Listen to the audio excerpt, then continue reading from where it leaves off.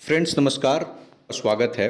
देखिए BPSC chairman sir से आज छात्रों का एक प्रतिनिधि मंडल मिला।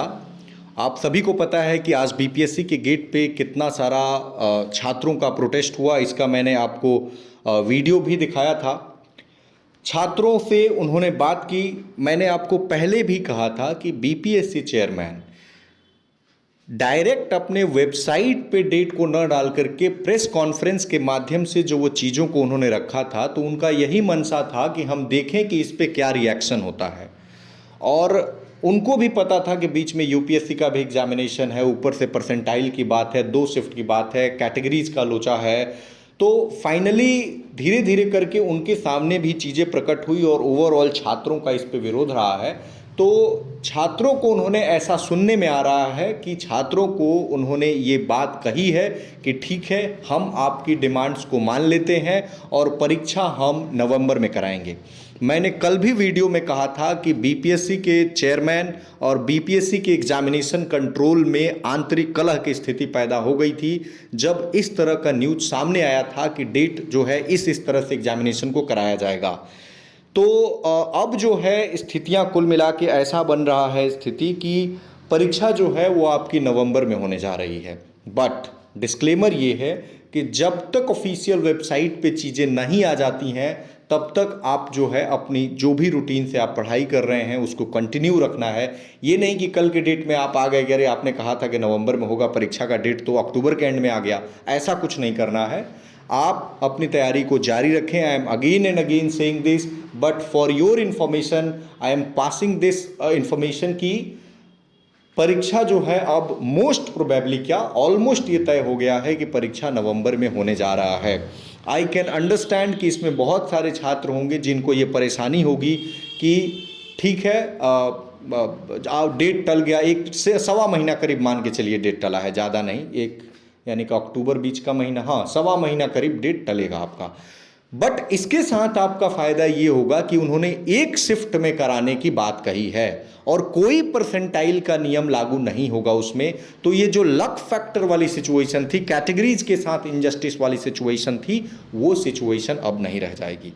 और जो यूपीएससी का कंसर्न था वो भी कंसर्न किसी का नहीं रहेगा। देखिए आप ये नैरो थिंकिंग छोड़ दीजिए कि यूपीएससी वाला जो बच्चा होगा तो उसी बीच में करा लेते तो हमारा फ़ायदा हो जाता। ये इतने बड़े लेवल एग्जामिनेशन में ना इस तरह के अगर आप नैरो थिंकिंग रखते हैं तो एक तो पहली चीज़ ये नैरो थिंकिंग है, ऐसा कुछ होता नहीं। और दूसरी चीज़ ये है कि आप इमेजिन कीजिए खुद को कि अगर किसी का मेंस है और आप अगर उस सिचुएशन में होते तो क्या होता। क्या आप चाहते ऐसा?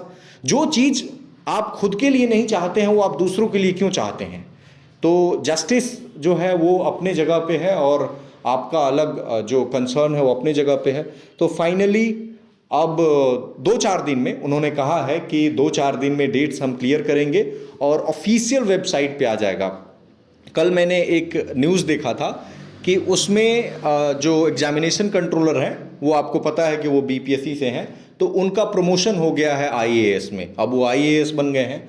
और एक और न्यूज़ किसी ने मुझे फॉरवर्ड किया था कि जो जीपीएस ट्रैकिंग की बात कही जा रही है वो जीपीएस ट्रैकिंग का कॉन्ट्रैक्ट ही है 10 तारीख तक। अभी 10 तारीख तक इन्होंने लोगों को इनवाइट किया है। इन्होंने बात कही थी ना चेयरमैन सर ने कि हम जीपीएस ट्रैकिंग लगाएंगे, तो उसके लिए कौन कौन सी कंपनीज है उसको उन्होंने इनवाइट ही किया है कि आप आइए। तो 10 तारीख तक तो ये कॉन्ट्रैक्ट ले रहे हैं, उसके बाद वो लोग सामान को प्रोवाइड करेंगे। तो इतना आसान नहीं था इनके लिए ये एग्जामिनेशन करा पाना इतने शॉर्ट ड्यूरेशन पे, जब ऑफिशियल वेबसाइट पे नथिंग इज देयर। इन्होंने तो ऑफिशियल वेबसाइट पे अभी तक ये नहीं डाला है कि जो हमने कैलेंडर जारी किया था उसमें कहा था कि अगस्त के अंतिम सप्ताह में हम परीक्षा को कंडक्ट करा लेंगे।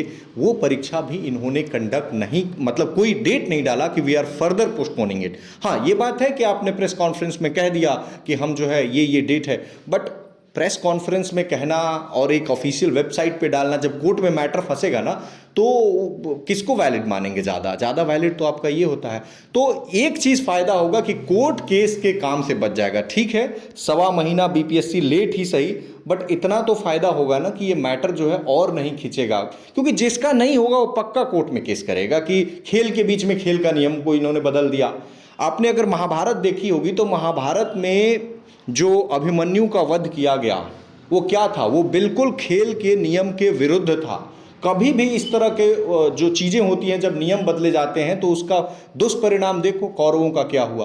तो बस यही है, मैं कहना चाहूँगा कि आप जब इतना टाइम धैर्य बना लिया है आपने, थोड़ा और रिवीजन कर लेंगे। काम तो मेरा बढ़ गया ना कि अब मुझे करंट अफेयर थोड़ा सा ज़्यादा करवाना पड़ेगा, आपको बस पढ़ना है। धन्यवाद।